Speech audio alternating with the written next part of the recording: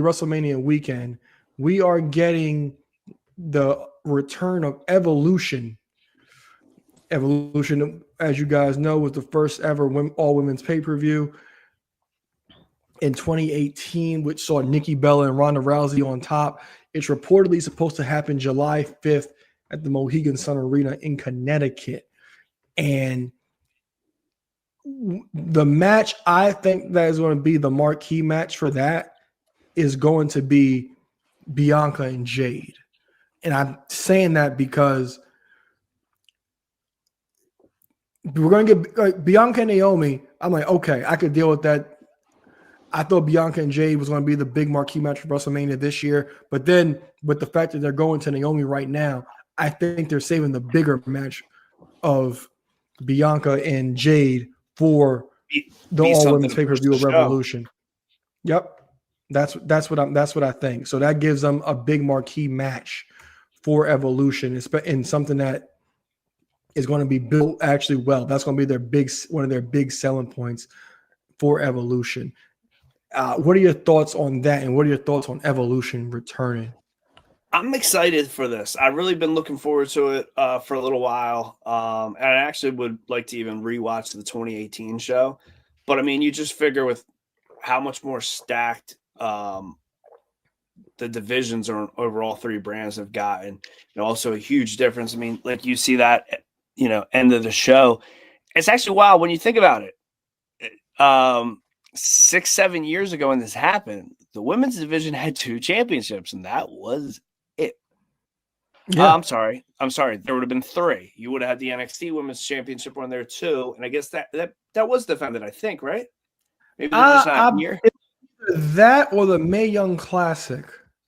I believe. Yeah, you know what? I think I see Mae Young shirts there, but I mean, you just think about it right now. We're going from 3 to 7. Yeah, it's doing more than double. So there's a lot going on. I mean, obviously it doesn't have the exact star power, but I mean, in this climate, almost like the NXT women could potentially main event this just because of how stacked they are. That's obviously not going to happen, but you just think about it right there. For an all-women show, you can have 7 championships being defended or in one show, which is cool. And I really think on a show like this, I mean, I don't know how many times for one of those, like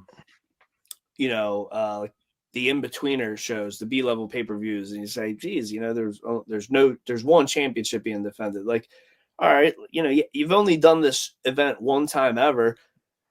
I think by all means, and again, I know they try to do 4 or 5 matches on these cards, but I would, make it all championships. I don't know how many other storylines there are going to be, but I could definitely see Bianca walking out of Mania as the women's champion, and then you get Jade going after her for that, and just get and also it would be good shine that all 3 of these mid-card women titles need.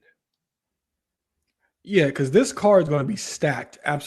Absolutely stacked. Like you said, we went from 3 titles, and now we add the WIC and WUS and W North American titles, tag titles.